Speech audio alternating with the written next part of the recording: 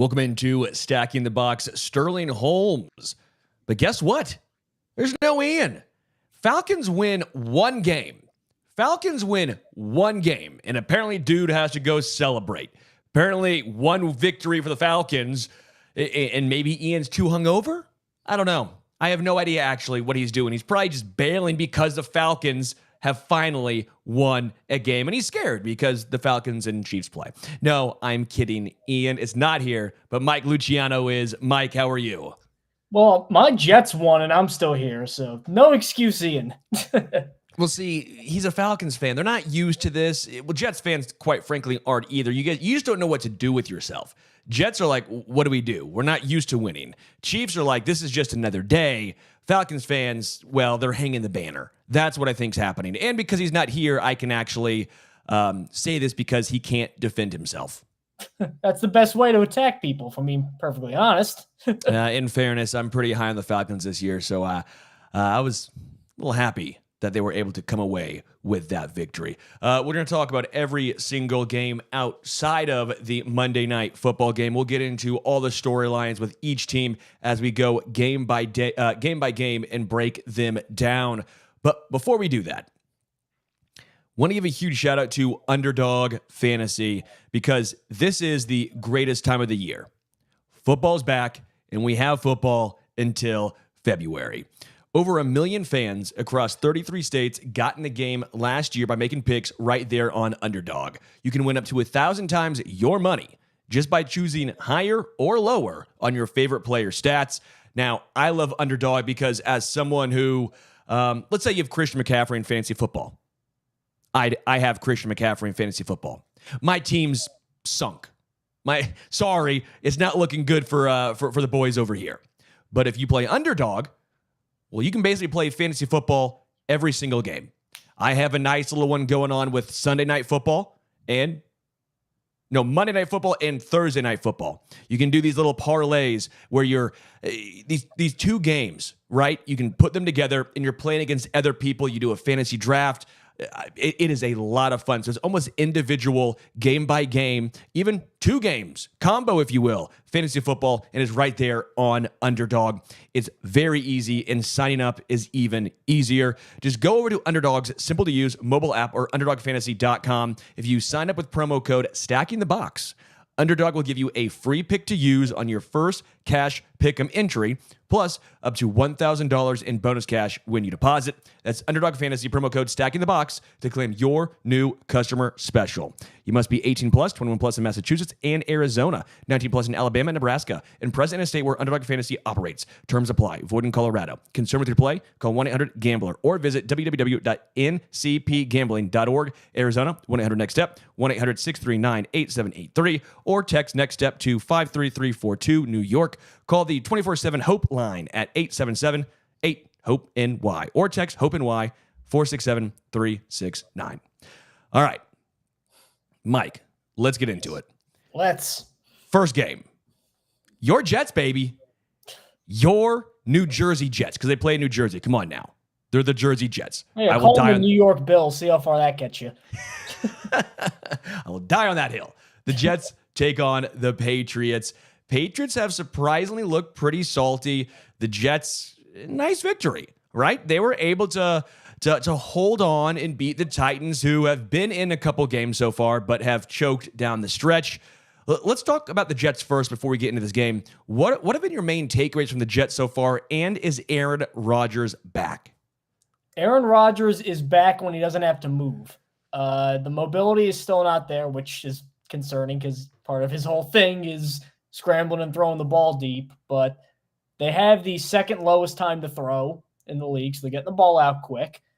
They've gotten a tough draw with, I think, two really good defenses, San Francisco, Tennessee, right off the bat. So Garrett Wilson hasn't been the dominant Garrett Wilson that he was last couple of years, and the defense is much worse. Obviously, we know what's going on with Hassan Reddick. Jermaine Johnson just popped his Achilles, and that was already on a defense that's struggling to defend the run as it is, but secondary's still good, running game's still good, Rodgers is still throwing the ball like Aaron Rodgers, so if you have that, which are the keys to success for every Jets game this year, I think they'll be fine. Yeah, well, they take on a Patriots team who's, again, salty, defensively solid. They're 1-1. They've been a little bit of a surprise so far. Jacoby Brissett taking care of the football. Ramondre Stevenson is very solid on the ground. Obviously, wide receivers for the Patriots leave a little bit to be desired, but with Gerard Mayo being the head coach, you knew the defense was going to be pretty dang good. The over-under is 38.5. Pretty dang low-scoring game here. What do you see taking place? Hammer the under. This is going to be old school, strap them up, 3 yards, cloud of dust, next play football, because the Jets' strength goes against the Patriots' strength. Patriots have a really good secondary. Jets have Aaron Rodgers throwing the ball, strength on strength. The stoppable force versus movable object in this game is going to be a Patriots offensive line that was horrible before injuries and now is so depleted. That might be where Iain is. I think he's suiting up for the Patriots in this game to go play left guard. Even with Caden Wallace, shout out Robbinsville, New Jersey, even with him starting, I think that's a tough ask. And then the Jets' weakness right now is they can't stop anybody on the defensive line. No Hassan Reddick, no Jermaine Johnson. Bryce Huff and John Franklin Myers were good last year. They're gone. This is a really substandard defensive line for what the Jets have had the last couple of years. So because of that, the Patriots are going to run the ball, and the Jets are going to run the ball. So don't go betting on 300-yard passing games with 3 touchdowns. This is going to be a game from 1994 where it's run the ball, control the clock. And I do think the Jets will end up winning this game because I believe in Breece Hall and Braylon Allen more than I do Ramondre Stevenson. And if push comes to shove, I believe in Aaron Rodgers more than Jacoby Brissett. Call me a Homer fan.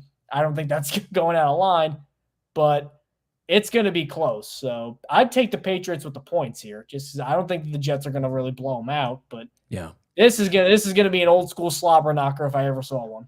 All right, next one: Giants and Browns. Two, I think, underperforming, disappointing teams so far. Obviously, the Browns got a win; they're 1-1. Giants 0-2. Vikings hammered them week 1. Daniel Jones does not look very good. The offense is struggling, obviously, with the loss of Saquon Barkley. Malik Neighbors might be looking pretty good, might be able to get open, but you got to have a guy who can actually hit him when he is. What do you see in this one? The line right now is 6.5, favoring the Browns, over under 38.5. Again, another lower scoring game, according to Vegas. I might be in the same line, but I will take the Browns with the points in this one, just because even the record being what it is, I think the defense is still as good as it was last year. I don't think Dak was amazing against him. I think they just got the doors blown off everywhere else against him. And then in Jacksonville, I thought Trevor Lawrence, he was okay in the second half, but I think that was the worst first half of football that I think he's played in his career. So I think that defense is still very much legit. The Giants' offensive line is better. It is not great, so that means Myles Garrett, and that means Daniel Jones having to play with the thought of Myles Garrett possibly sacking him, which I don't necessarily believe. Maybe you do. I don't. Call me crazy. This is going to be really bleak for the Giants here. And I kind of saw this at the beginning of the year just because I've never really – when they gave Jones that contract, I almost fell to my knees in public. I'm like, there's no way they just paid that guy $40 million a year for 4 years. And he's showing his limitations lately. I think this is just a situation, too, where the Giants are just going to keep struggling until they find – like, this is not the get-right game. Against that defense on the road, there might be one layer. I know that they are going to commit a NATO violation when they play the Panthers in Munich. Maybe that's when they end up figuring it out, but it's not going to be this week. Even with Deshaun Watson being still really terrible, this isn't the game for that offense to really find itself. Next game, Bears and Colts in Indy. Colts are 1.5-point favorites. Anthony Richardson looked really bad last week. The overall stat line didn't end up looking as bad. Got some numbers up there late. He and Michael Pittman Jr. have not been on the same page. Alec Pierce, great week 1. Looked his way a good amount week 2. And then on the Bears side of things, they're now sitting at 1-1. Caleb Williams obviously has been better game 2, right? I will grant him that. Week 1, not great. Week 2, you saw a little bit of the reason why he was drafted there. DJ Moore, couldn't tell if he was in his head, couldn't tell if he was tired, what was going on. There was a little bit of disconnect there. And then Keenan Allen was obviously out week 2. What do you make of this one? I can't get a great feel because the Bears, I don't understand who they really are yet, while the Colts, I don't understand who they are yet. They're both very streaky. In Indy, maybe you go with the home team?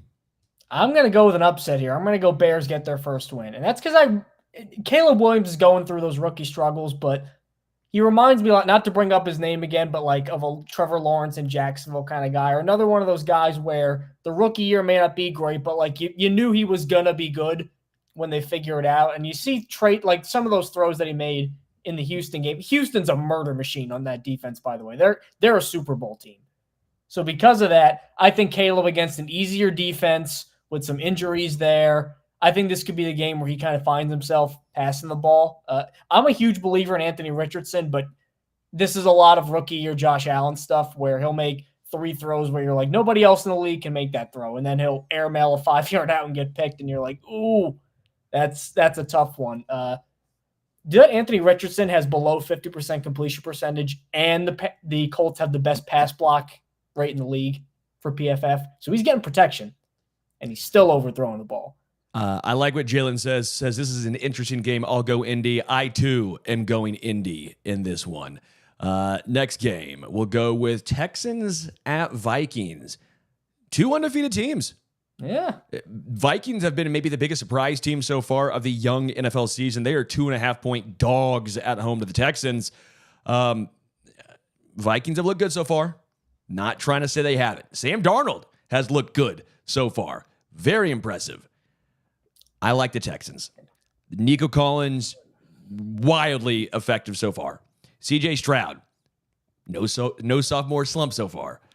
The addition of Joe Mixon has been very nice on the ground. Obviously, a lot more effective than last year's Dameon Pierce. I like the Texans. I like the upset here. But if the Vikings win this one or even keep it close, you might start looking at them as a potential playoff team. History can be lost on modern fans sometimes. I'm old enough to remember when Sam Darnold in Carolina started off 3-0. And then do I need to explain what happened after that? I consider myself a Sam Darnold expert, a couple years up close. He'll have these 3-game stretches where you're like, this guy is the next Joe Montana. He has finally figured it out. And then he gets a little antsy. He's always been a little turnover prone. He's also thrown a couple interceptions, even in the wins. They've been obscured because the Vikings have been wrecking the game elsewhere. But I think he's due to come back down to earth. So looking at the Texans, even if you take Stroud out of it, because Stroud, he's, I think, the next like great quarterback. Everything about him I just love as a quarterback. That defense is loaded. They may have all pros at every level. I mean, Will Anderson's coming into his own. They got some really nice linebackers, Al-Shaair. And that secondary, Jalen Pitre, Derek Stingley, hard to find many better ones in the AFC. That's what makes the Texans so dangerous is last year they needed Stroud to just go crazy before everybody had film on him. They don't need that this year. They have a really good defense. And I think that if the Texans are able to kind of counteract the Brian Flores blitzing quotient, I think the Texans can win. Also, they might win pretty easily if Darnold ends up progressing. Yeah, I have the Texans winning in by a fairly wide margin. Next game, Eagles at Saints. Saints have been in the surprise category. They are 2.5-point favorites at home, a fairly high over-under as well at 49.5. Derek Carr and the offense has been absolutely electric. Alvin Kamara, 4 touchdowns scored last week. Rashid Shaheed has been really, really good, blossoming into a legitimate wide receiver too. They have not even needed Chris Olave a whole bunch early on in the season. Defensively, Demario Davis looks like he's turned back the clock. Looks like he's 25 years old out there. Tyrann Mathieu as well, looking pretty solid. The Eagles, on the other hand, for all the talent defensively, well, they got beat, especially by the Falcons late in that game. You saw some of the rookie mistakes. I think Vic Fangio did a pretty poor job. How do you not put pressure on a guy who can't move in Kirk Cousins? Maybe that's why Vic Fangio has been bouncing around a lot the past few seasons. But I still like Jalen Hurts, A.J. Brown, but Devontae Adams has been really good. Saquon Barkley, again, that game could have been iced if he makes that catch. Couple questionable play calls. Either way, if that ball is caught, it's all by the wayside. Eagles could easily be 2-0. I actually like the Eagles here.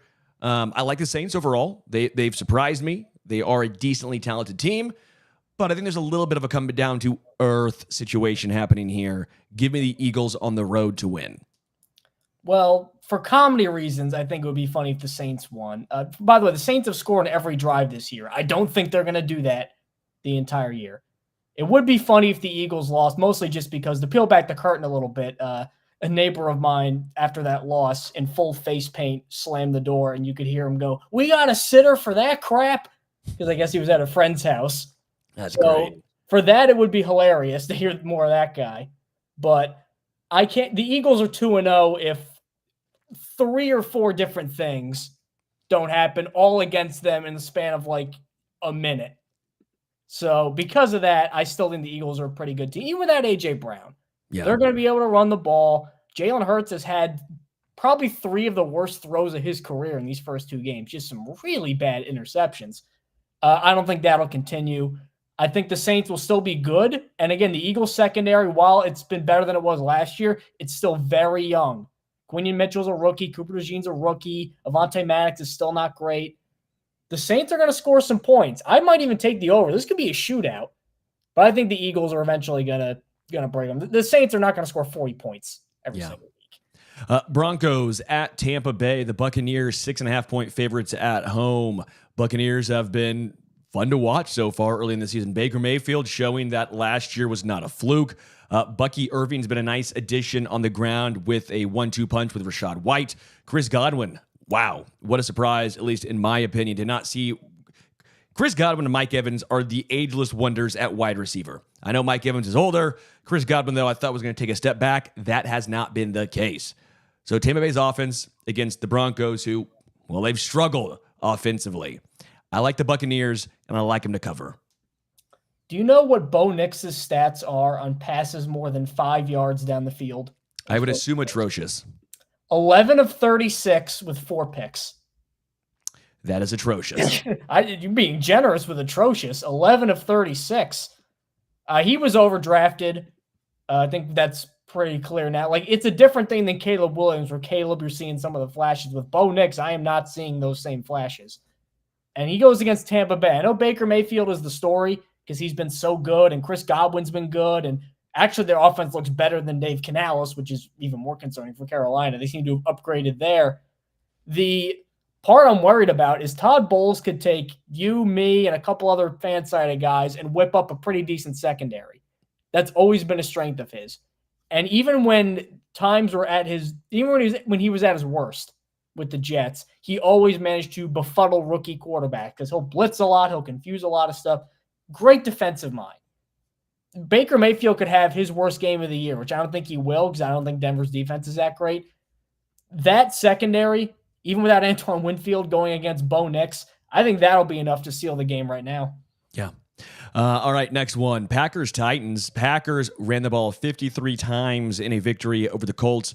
Malik Willis, 12 of 14, 122 yards. In the first half, he threw the ball like 3 times. Malik Willis was just going to run the football and hand the ball off. That was the game plan for the Packers.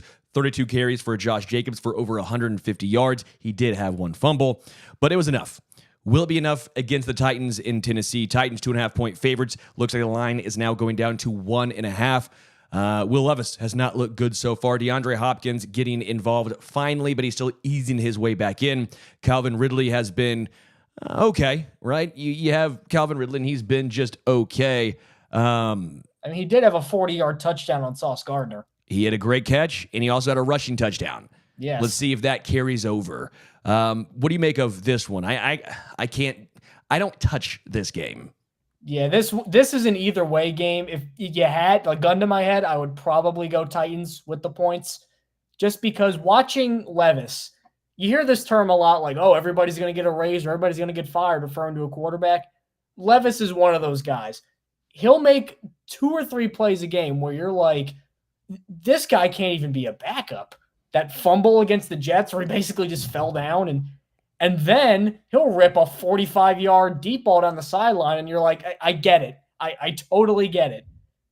I trust Brian Callahan, even though he's been really harsh with Levis, I think, early on, kind of mean to Will Levis. I think they'll make enough plays in this game. They have some really good pass catchers.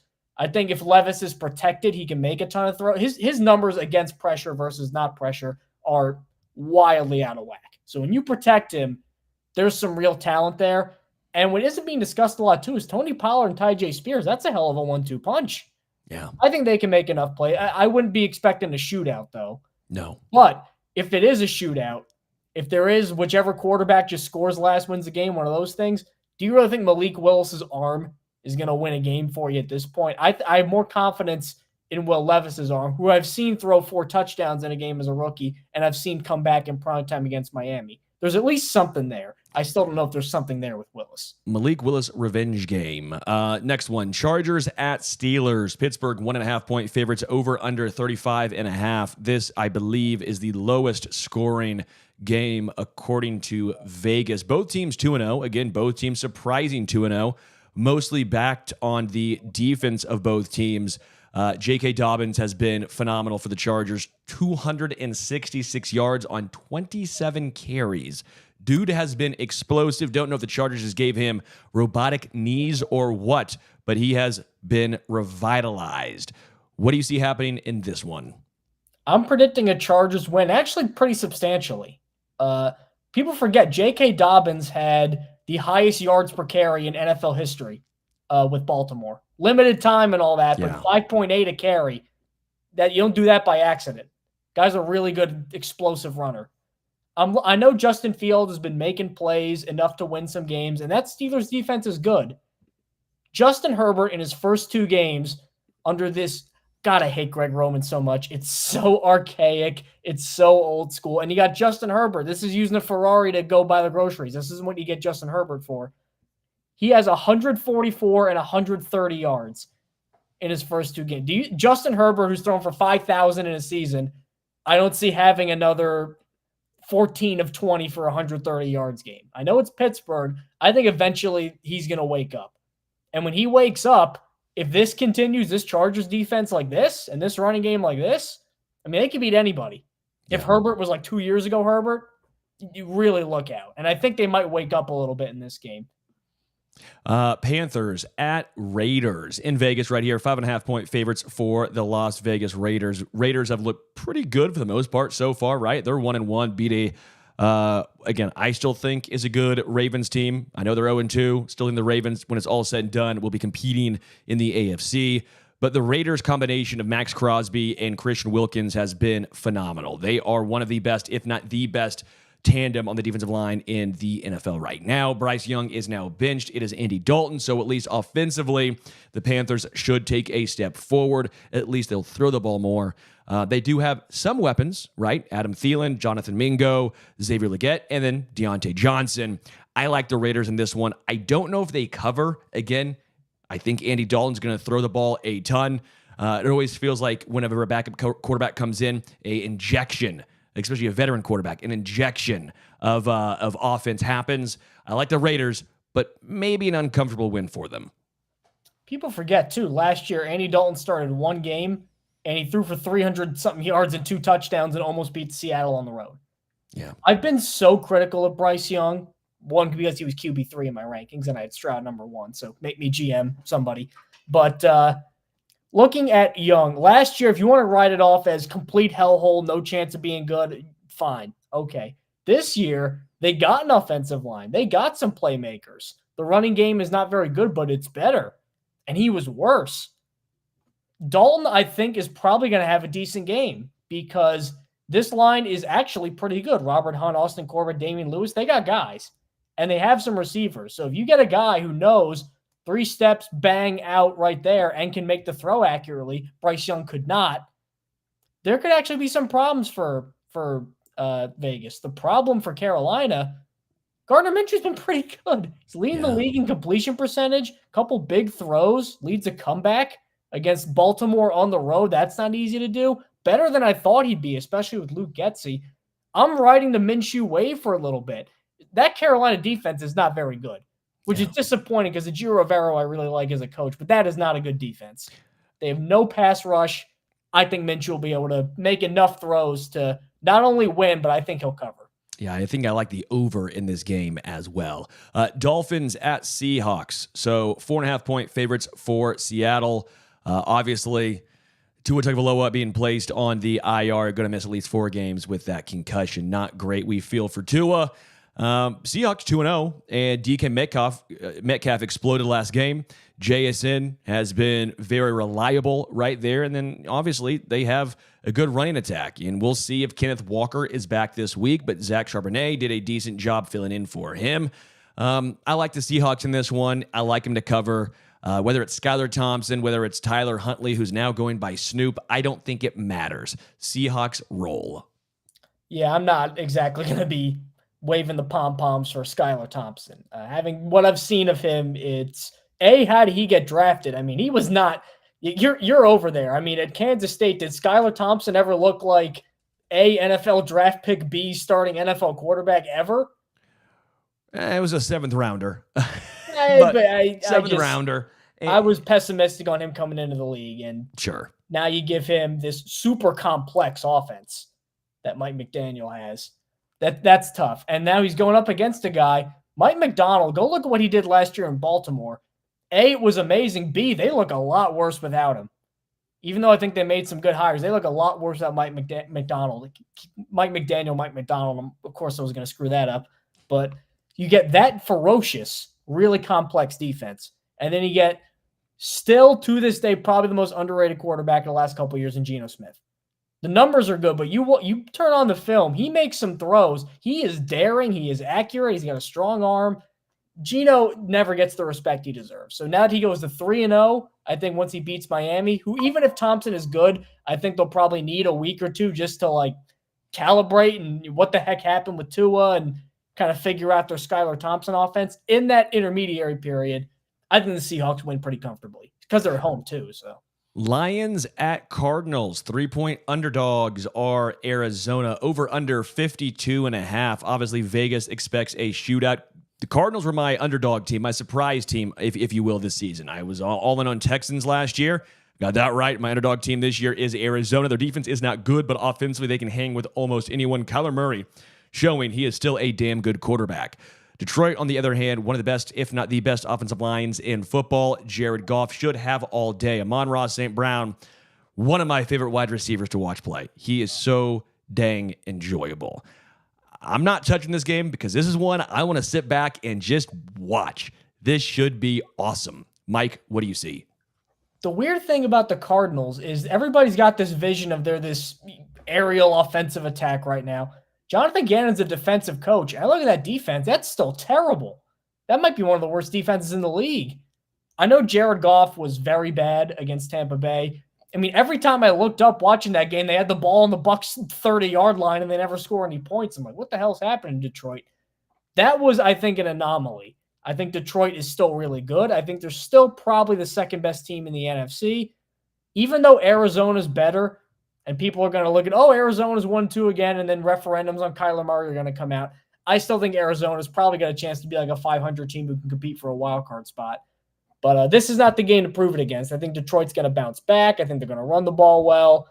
I like the over too, but maybe this is me being optimistic. I'm anticipating a big Lions offensive performance because until that Cardinals defense shows me something, doesn't matter how good Kyler Murray is. They can't stop anybody.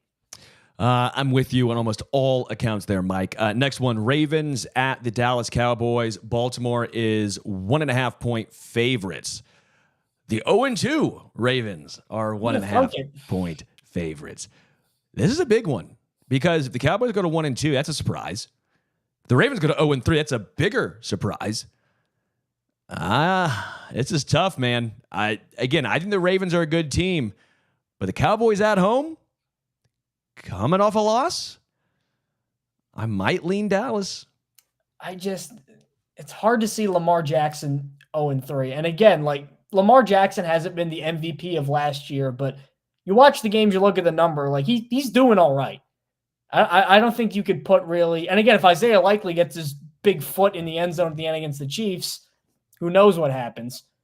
Lamar's been, that's what I'm concerned about with Baltimore is we thought this was a loaded roster. Well, Lamar's still been well above average, not like top 10 quarterback, not top 5 quarterback in the league, but just this year, no problems with him the first 2 games. The rest of the roster is failing. The offensive line we thought was going to be a problem going into the year. That looks terrible now. I don't think the receivers are good enough. Once again, how many times you hear Ravens don't have good receivers? I mean, has this franchise ever had good receivers? And then you look on defense, there's some sort of sting that they had last year that they don't have this year, even though they have good players, Roquan Smith, Kyle Hamilton. Because of that, I think they'll just muster off enough gumption, enough something to get that win against Dallas. The Cowboys will be 1-2, which will be surprising, but I can't imagine Baltimore going 0-3, especially if Lamar Jackson, if he completely craps the bed, I'm like, okay, I could see it. But if he plays like he did the first 2 games, I think they'll be fine. I think their secondary is gettable, and as Matthew says, Dallas wins. Ravens O-line stinks, and Parsons will feast on the left side of the Ravens O-line. I think it's a good call right there, Matthew. 49ers. Jackson's the other point. I don't know if he can. 49ers at Rams. Rams have now lost Cooper Kupp. They're without Puka Nacua. Demarcus Robinson, I guess. Tutu Atwell. Kyron Williams. Is looking a lot like bad things in L.A. But on the other side of things, the 49ers had a very surprising loss to the Minnesota Vikings. Screwed me in a lot of bets. Thank you, 49ers. Really appreciate that one. Really, guys. Thank you. I like the 49ers to bounce back. Maybe I'm being too aggressive, but I think they have something to prove here. They will not lose to the Rams after losing to the Vikings. I see the 49ers winning, and winning, quite frankly, big. Remember Tyler Johnson out of Minnesota? He was a wide receiver. Pretty good player. Sure. He's starting for the Rams this week. That tells you, and this is through no fault of Matthew Stafford or Sean McVay, or sometimes you just get dealt a bad hand. And can you get worse injury luck than within 2 weeks, Puka Nacua and Cooper Kupp and your offensive line, which was already a question mark. Now you lose Jonah Jackson, you lose a couple other guys. I feel bad for him. If they were healthy, like fully healthy, Kupp, Nacua, everything like that, maybe the Rams win this game. Because I like Matthew Stafford, and McVay seems to have ginned something up against the NFC West every now and again. But they're just playing with the B team. Yeah. And it's hard to win with the B team in the NFL no matter what. But a Kyle Shanahan 49ers team off a bad loss, even tougher. So through no fault of their own, I think the Rams are going to get smoked this week. Yeah, same page there, Mike. All right, final game on Sunday. We will hit the Monday games Monday morning when Iain is back. So the final game of the Sunday slate is the Chiefs and the Falcons. Of course, he's not here to talk about it, so all good things. Now, I will give a shout out. Hating that I have video evidence of him hating the Bijan Robinson pick live on a stream, and then now I bet he's loving him. I will also point out the Falcons looked really good when they were running the hurry-up offense. They looked good with tempo in general. Kirk Cousins looked way better week 2 than versus week 1. Love that they stopped running out of the pistol, because why would you ever run out of the pistol with Kirk Cousins? Makes no sense. When he's under center, you can do a lot more play action. Again, it's going to take time for them to gel, but it looked a lot closer week 2 against, again, the Philadelphia Eagles. Falcons defense, pretty darn good. Falcons defense is good, but they're playing a team like I always hate doing like the coordinator and the play calling. So it applies in a lot of situations, but not in a lot of them. What Matt Nagy is doing in Kansas City, can you get a more talented quarterback physically than Patrick Mahomes? He threw 17 passes at or behind the line of scrimmage last week against the Bengals. 17. His average depth of target 3 years ago was 8.8, which was one of the top ones in the league. It's 5.1 this year. Patrick Mahomes. So because of that, Mahomes will be fine, obviously, because he's Patrick Mahomes, the wonderful Patrick Mahomes. But there are some concerns with this offense that I still don't like, and I don't think they're going to get fixed immediately. I think Mahomes is going to throw another pick in this game. I don't think he's going to throw for 300 yards in this game, especially against these two safeties, Jesse Bates, Justin Simmons. Tough matchup. But I'm not buying the Kirk Cousins renaissance, because I remember watching that Monday night game, and he was better, certainly, but maybe this is just me. I know he never had like a cannon arm, but a lot of his passes looked very floaty. And for a veteran quarterback coming off an Achilles injury, it doesn't look like the arm strength or the arm talent is necessarily all the way back yet. And we know we can't move. So if Chris Jones gets home, it's good night Vienna. That's the end of the game. Chiefs will win. Chiefs will win outright. This is a tough one spread-wise, because I feel like this is going to be another like Harrison Butker at the buzzer kind of game. But I just can't bet against I bet against Patrick Mahomes in the past, and very rarely has it made me any money. So I'm going to try the other way around. Maybe betting on Patrick Mahomes will work. That's always the smart move. Now let's get into best bets for the weekend. Iain is not here, but he still put in his best bets for the best spread bet. Iain has 49ers at -7.5. Mike, you have Seahawks at 4.5 versus the Dolphins, and I have Houston at 2.5 versus the Vikings. Again, we've talked about this briefly, but I just like Houston to, quite frankly, hammer the Vikings. In this one, you have Seahawks, Dolphins. You talked about that very, very briefly, but get into it just a little bit more. Why do you have the Seahawks covering against Miami? Ask yourself this, dear viewer. Is Skylar Thompson going to go on the road into Seattle, which is notoriously tough, and beat a very good offense and outscore a very good offense? Is Skylar Thompson going to do that? No. I don't think he is. Sometimes the best analysis is Occam's razor, the best solution, the simplest. Is Skylar Thompson going to score 30 points this week? I don't see so. Best upset pick this week. Iain has Chargers versus the Steelers, and now he's the one choosing one of the smallest spreads, which is funny after he ripped on me for doing that. Iain, why can't you be here this episode? This is the one episode where I can actually give you a hard time and you miss it. It had to be on purpose. Mike, you have Bears over the Colts, and I have the Eagles over the Saints. I think there's a couple surprise ones this week, a couple upsets, I should say, that shouldn't surprise a whole bunch of folks.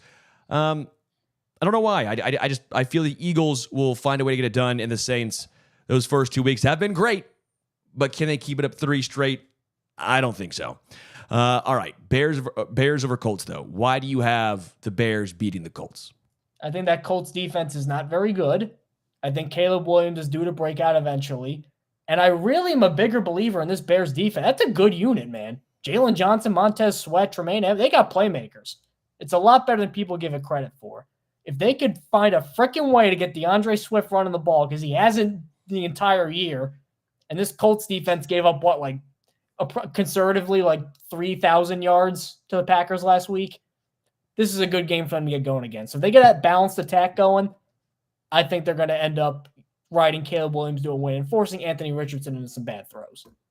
So while everyone thinks, I'm assuming, the Saints and Eagles are going to be a shootout, for the best total bet, I have the under the 49.5. I think 49.5 is a lot. Again, you know my thoughts. I think the Saints offense takes a little step back this week. I think the Eagles offense is still going to focus a lot on the ground, especially with Saquon Barkley and Jalen Hurts. So that means I think the under is going to hit in this one. The classic, just two offenses going at it with maybe not the best defenses. So you think, rip the over. I'm doing the opposite. I'm ripping the under. Iain has Bears Colts under 43.5, and you have Giants Browns under 38.5. This game, this could be one of the worst offensive games of the year. We've got the corpse, what's left of Deshaun Watson, against a pretty good Giants defensive line and a bad Browns offensive line. Brian Burns, Kayvon Thibodeau. I'm expecting multiple sacks from those guys against Deshaun Watson. And then Daniel Jones on the road against a suffocating secondary when they have exactly one good offensive player, Malik Neighbors. That I don't see aerial shootouts happening. This is going to be, and this is a really low under. This might be 13-7 or 14-10. This is one of those things. I think you're right. Not going to disagree. Unless there's a lot of defensive scores, I don't see how they get up to even that number. But Mike, this was fun. Thank you for filling for Iain. Make sure you follow Mike on the X at Mike Luciano. You can follow me on Twitter at HomestretchKC. We'll be back on Monday. Hopefully your team wins, okay? Hopefully your team wins. Until next time, we are out.